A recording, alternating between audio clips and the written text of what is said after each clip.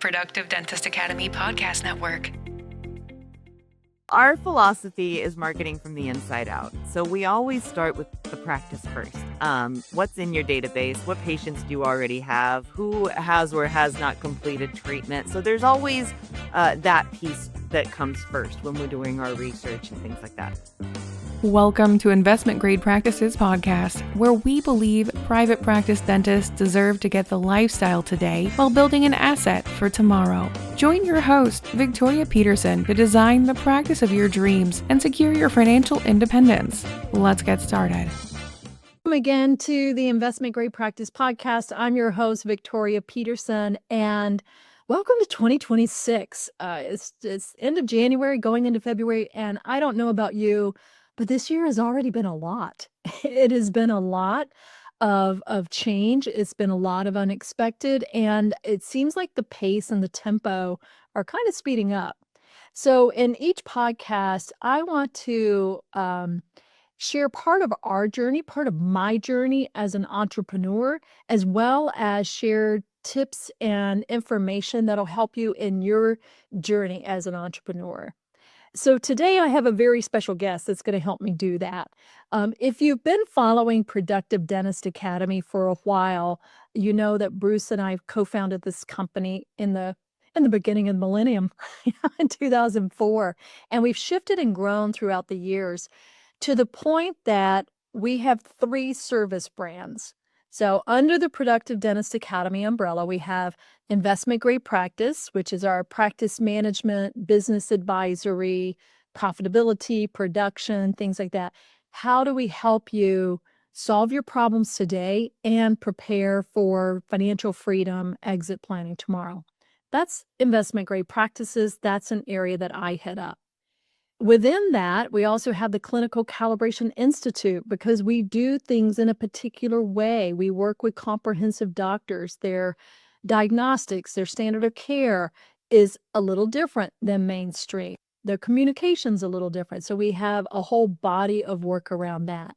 And today, I'm going to introduce you to Robyn Damaris, who heads up our Phoenix Dental Agency.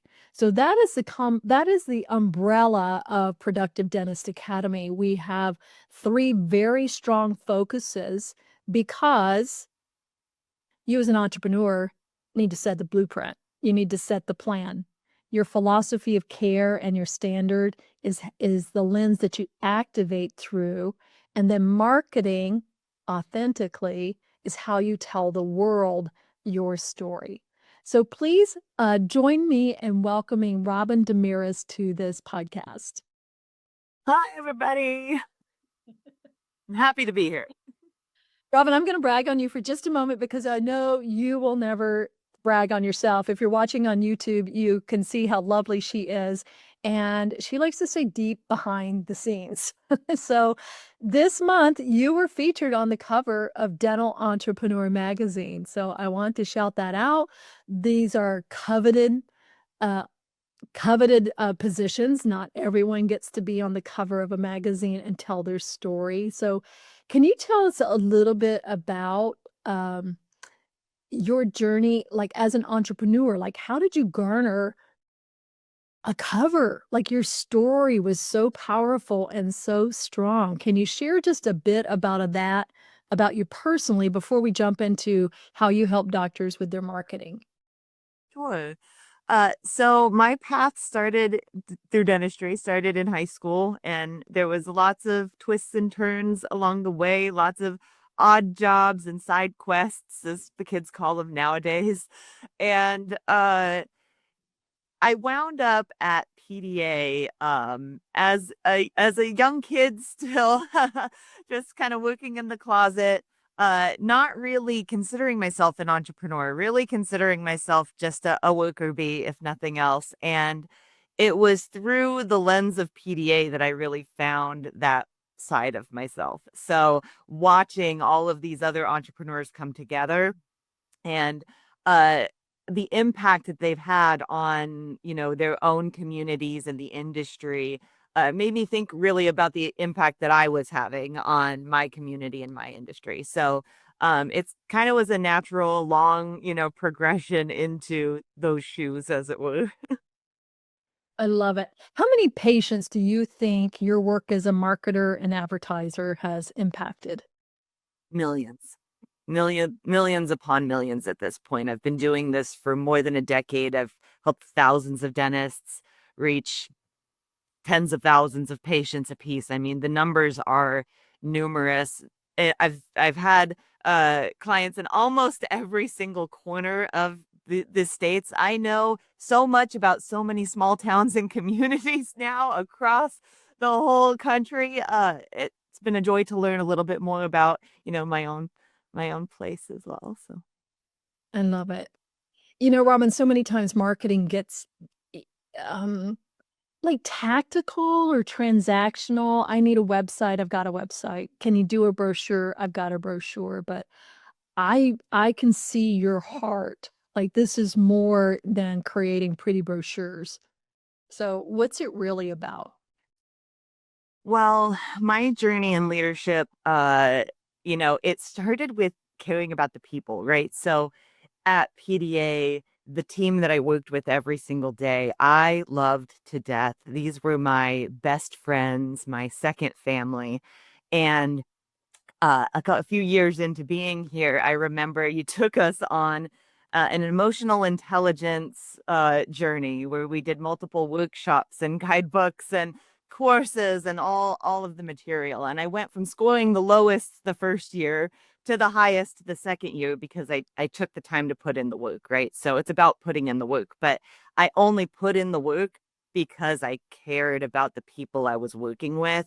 And I saw that my words and actions and behaviors were negatively affecting the room at large. So I took the feedback and I did the work, and it all started with caring about the people first.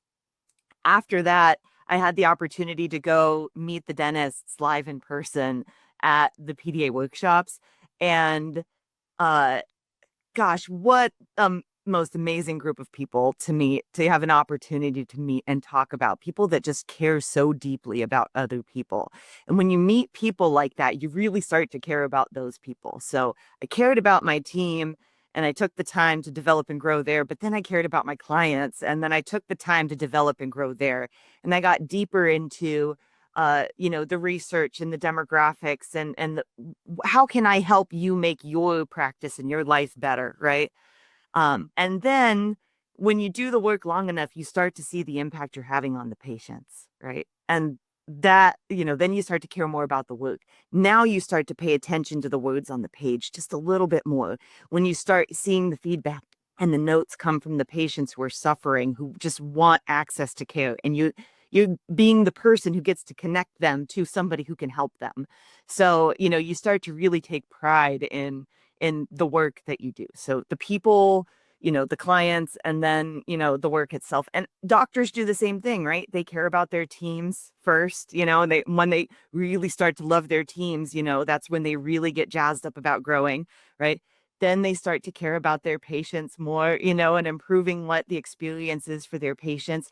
And, at the end, they care about the work. They want to do the clinical and take the classes and get the bigger services and be able to help people in an even bigger way. So the same way that I've gone through this process as a marketer and a leader in, this aspect, I see our doctors doing the same thing in their own practices, which is kind of cool. I love that. I love that. I'm gonna break this down a little bit because I'm glad you drew that parallel between my path is very similar to a doctor's leadership path, right? And so I can't even remember exactly how old you were when I met you, but I do remember my first interaction was at a white elephant Christmas party at my house. And you came in and were super happy to win a six-pack of beer or something like that. So I don't know if you'd be quite as happy about that today, but man, I've never seen anybody light up. It's like, "Bear!" Well, that was my second day at PDA. So I was new to the team and I just wanted to have some fun. You sure did. So comparing that person and that version of yourself to now, how long have you been with PDA now? My gosh, almost 15 years. Oh, I was gonna say 13. Wow, 15. Pandemic kind of crunched time here on us, didn't it? So that was 15 years ago. How would you compare yourself today in terms of maturity and leadership? Were you ready to lead when you first came on, even though you were smart about business? Absolutely not. I was some 20-something-year-old kid in the closet, and let me tell you, I was the biggest brat on the planet.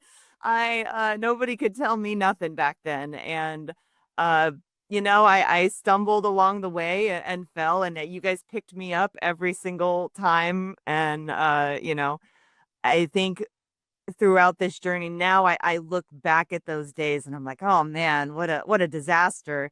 But I can see the young kids coming up to work for us now and I'm like, "You know what? In another 15 years, you're going to be You're sitting at gonna my be seat. great. You're right here." So, it's fun as a leader now to be able to watch that development of my own team. I love that. So let's listeners, let's draw the parallel.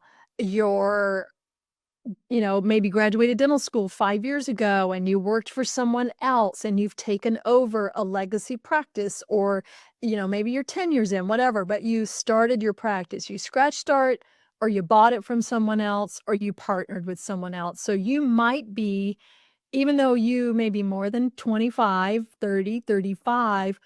I venture to say, Robin, I knew you back then. I venture to say, had we said you are going to be the manager of these people, you would have had night sweats. Like you Mm, would have been, absolutely. No thanks, I'm out.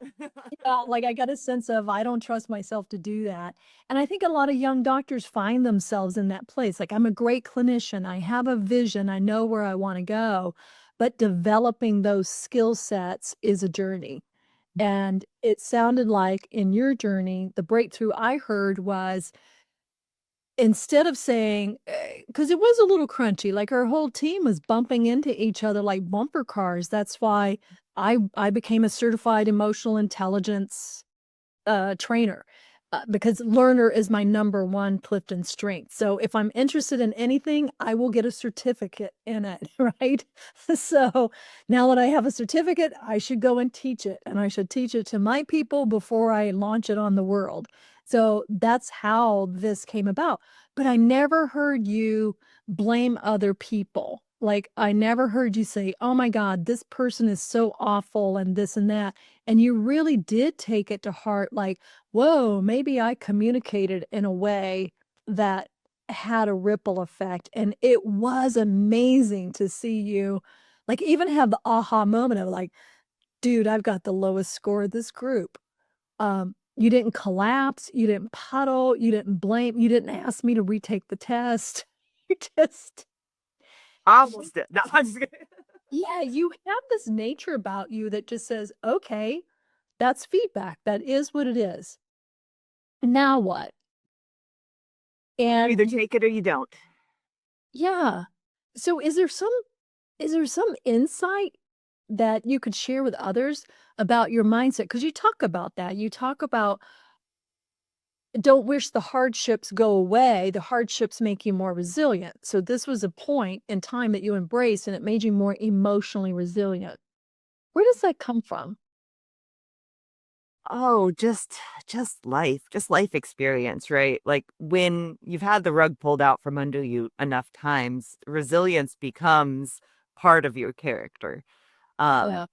for doctors that are struggling, uh, you know, I think sometimes we put a lot of pressure on ourselves to be a certain thing or do a certain thing a certain way, and then when we don't quite achieve that, we crumble. But it just leaves an opportunity to try to do it better the next time.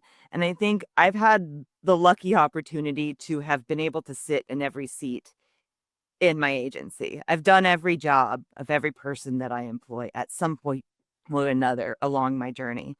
And being in the seat and understanding what those pressures are like and what your day to day might actually feel like, I think it's given me a unique perspective. It's given me a way to say, oh, I can see why that's frustrating, right? So every time I shifted and moved to a new role, the person who filled me, I was able to give them something, some helpful advice, some, a resource, a tool, a something, because I had to develop those things for myself to make my own life easier along the Yeah. way. I love that. And that, again, it parallels the doctor's journey.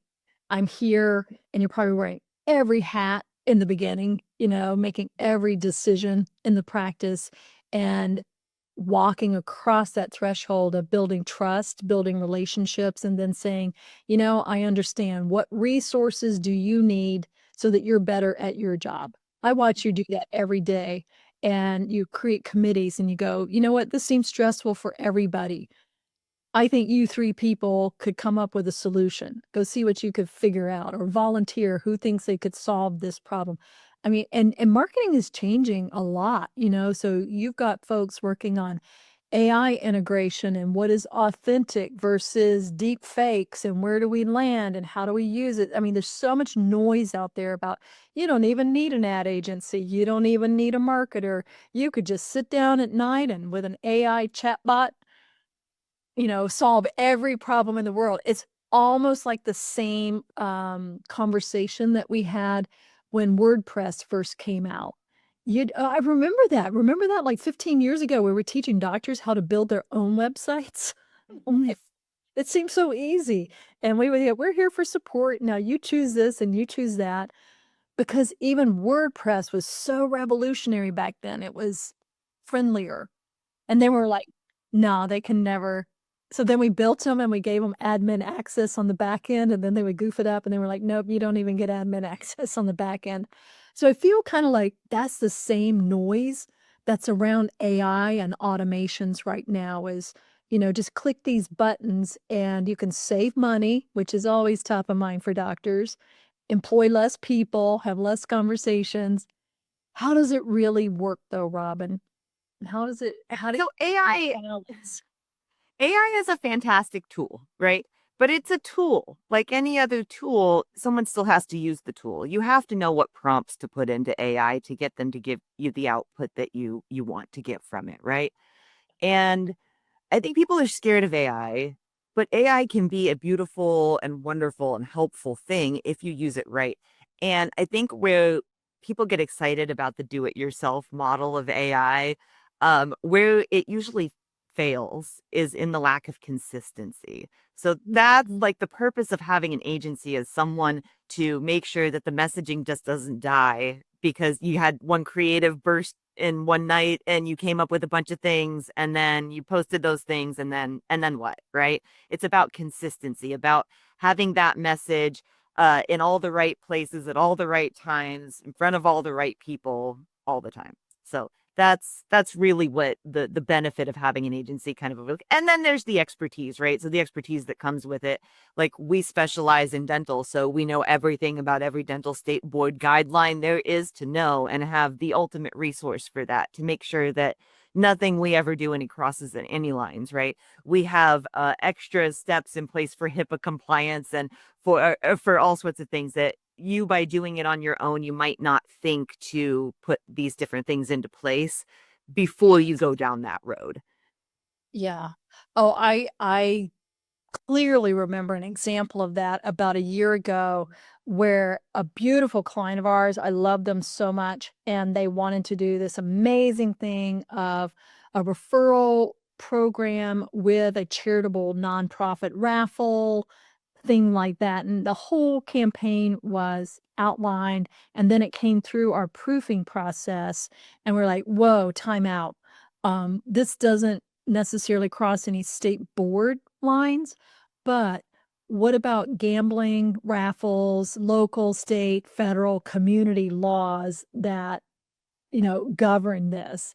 And we went right back to the tool that your team has built, and we clicked on the links for how do you handle raffles in your state? How do you handle giveaways and referrals and things like that? And we were like, whoa, this is a great concept. Need to change it this way and that way. Don't blast it on social media. This is how you handle that. And so the doctor got to do what was in their heart and do a beautiful thing for the veterans in their community and all of that. in a very legally compliant way. So I'm glad you brought that up, because not all marketing is created equal.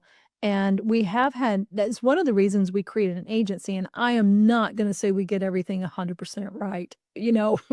We have our own misses, but I do remember someone, we were outsourcing, right? And we didn't get an opportunity to proof a radio ad. And he was doing 6-month smiles was what it was back at the time, but short-term adult ortho. And the radio ad didn't have a disclaimer. This person is a general dentist doing orthodontics in its practice. And the state board fined him $12,000 and made him do an ethics and jurisprudence class and rerun ads at his own expense.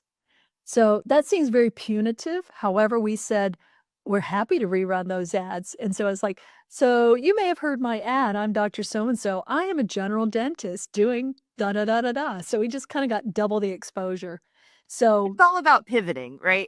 If something goes wrong, you just have to pivot. And that's marketing is all about that anyways. Finding opportunities and then, adjusting when you need to. all right, so Fred Joyle, if you've been in dentistry for any length of time, you know who Fred Joyle is, the inventor of 1-800-DENTIST and so many other great things in our field. He says marketing is everything. So talk to us about the Phoenix Dental Agency philosophy of marketing spend, how all of that works. If it's everything, then what is it not, right? So where do you begin with marketing? Right. So our philosophy is marketing from the inside out. So we always start with the practice first. What's in your database? What patients do you already have? Who has or has not completed treatment? So there's always that piece that comes first when we're doing our research and things like that.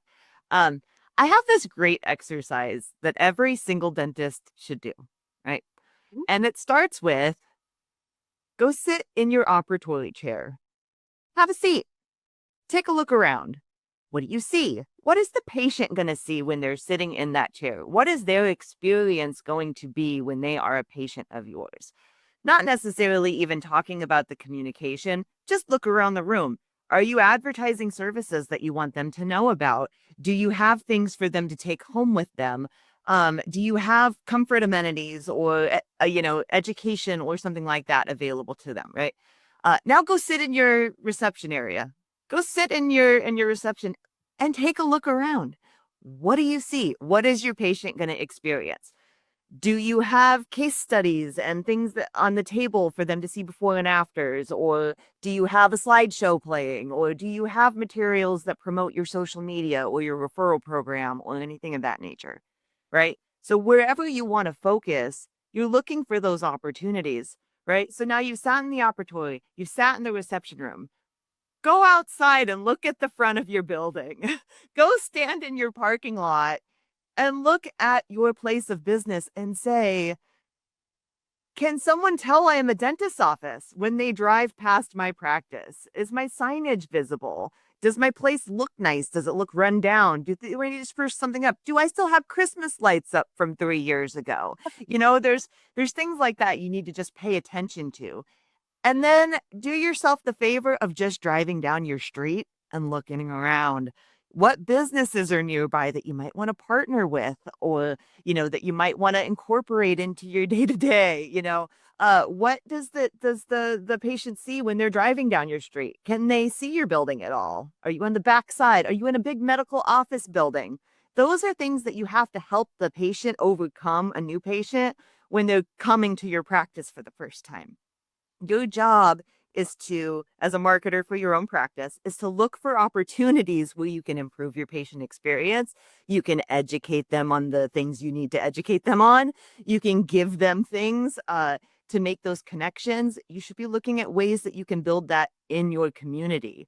So not just your patient, but where is your prospective patient spending their time? Where are they sitting at the coffee shop that is 3 doors down from you? And that seems like a really easy, conversation to go have with an owner of a coffee shop. So it's all about just put yourself in the position of being a new patient and give yourself the experience and try to improve it. That is marketing from the inside out at its core. Now, beyond that, right, you start getting into real ads. For just a second, because I don't want to, you drop so many gems right there. So first of all, like do a tour, like as a patient. We call that sometimes from parking lot to patient chair. The five senses. What do I see? What do I hear? What do I smell? What am I going to taste? What does it feel like energetically?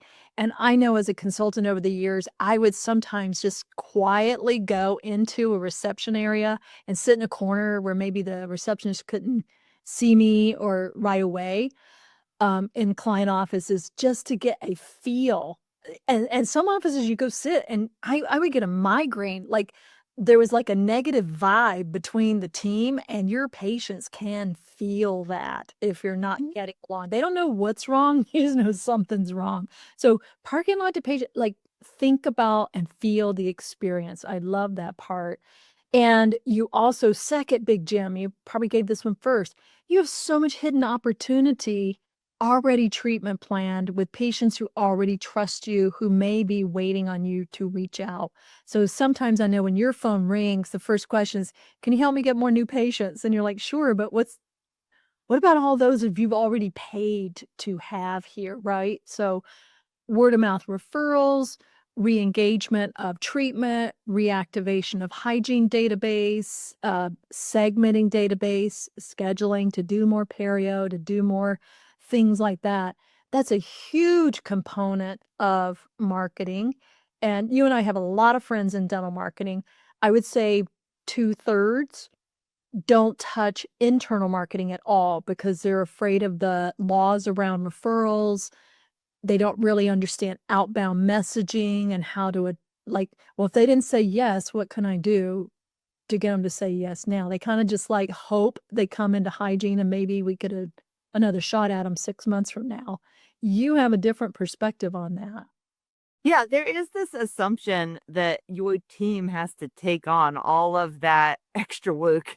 And that's not actually always the case, right? There are tools and there are resources, there are agencies like us that can help, get that, reactivate and energize that patient database that you have, right? A lot of times when doctors come to us and ask for new patients, we can easily go look at those numbers and say, you have $3 million sitting here in unscheduled treatment. How about we start with that? These people, you already paid to get them here. They're, they're already primed for the pump. There's a reason they didn't commit. Let's talk about why they didn't commit to saying yes. Do you have the right financing options for them? Did you give them an opportunity to overcome their fears? Did you tell them what your authentic message is? Did you share with them who you are so that they feel a higher level of trust with you, right? There are things like that. You have to help the patient overcome those boundaries in order for them to commit and say yes to treatment.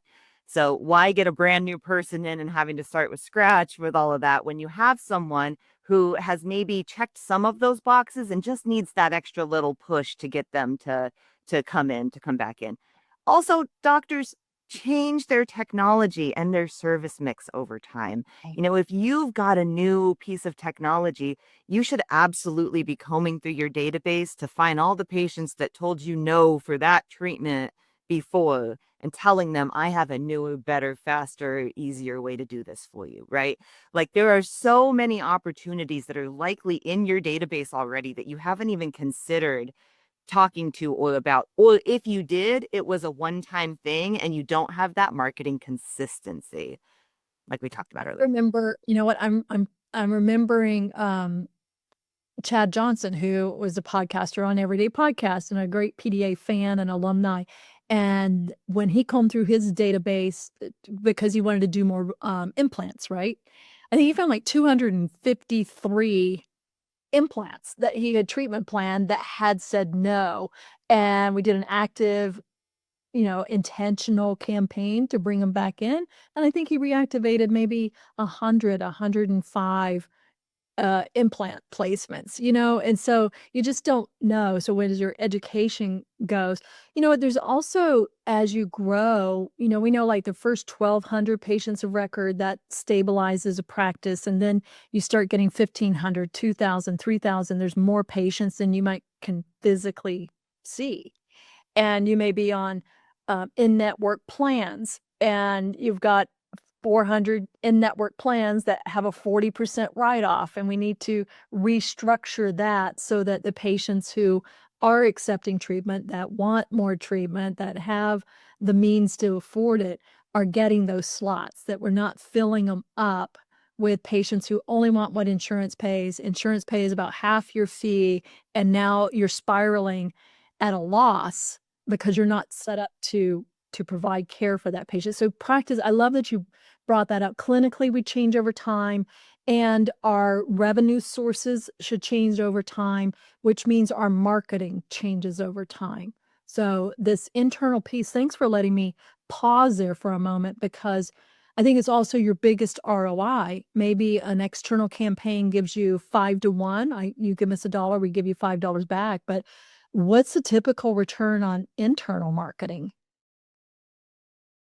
Most of our doctors are somewhere in the 200 to 1 range on their Give you internal $1, I'll give you marketing. 200 back. Yeah. Yeah. So that's the thing about internal marketing is it is the cheapest way to advertise, right? You already have communication software. It only takes you time to type up some messaging, right? If you uh every time one of your best patients refers another patient to you, right? Every time you get a referral, you didn't pay anything for that referral, right? So that's got an insanely high, return.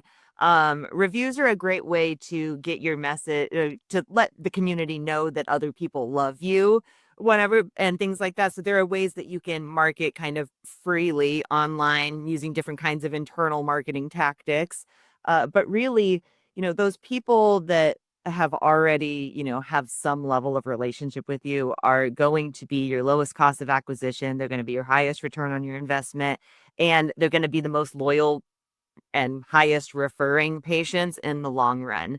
As if you, treat them well. So All right. So one last comment before we go into external, because I know that's what people think about when they think about marketing.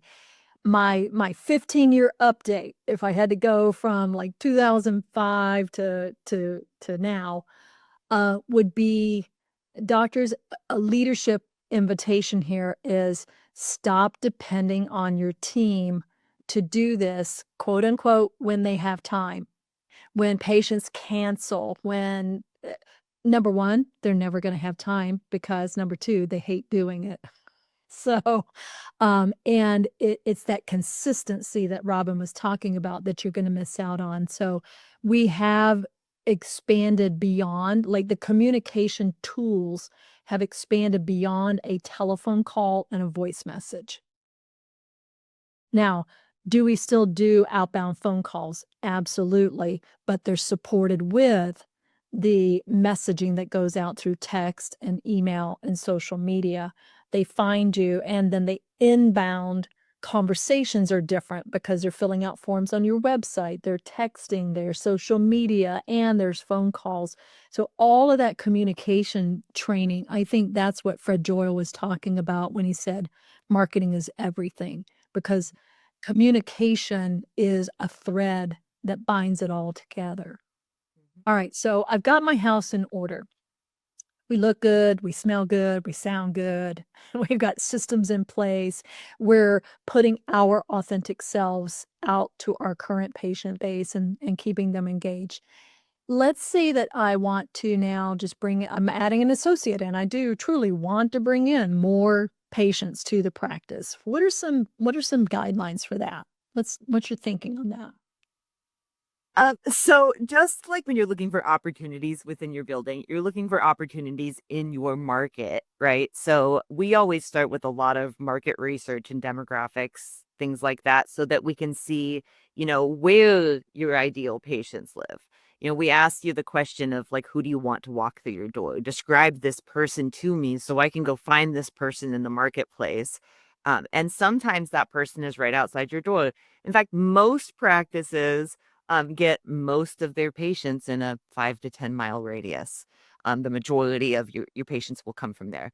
But if we're looking at your demographics and we see the patients you want to see are 50 miles away from you, right? And to make their experience, easier than most dentistry, right? So it's really about sharing your expertise and your message and what you have to be able to solve their problem.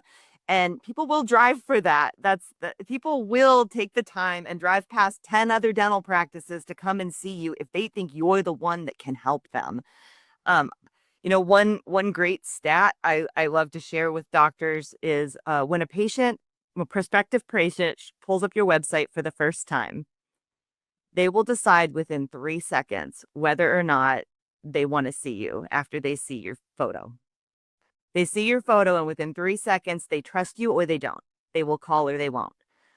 It doesn't take long. People are that quick to judge, especially, we're in the era, these are Tinder days, you just keep swiping through people until you find people do that with dentists too. I'm going to swipe through those reviews till I find one that's going to come, that's going to speak to me. I'm going to swipe through, all the recommendations that people made on social media until I find one.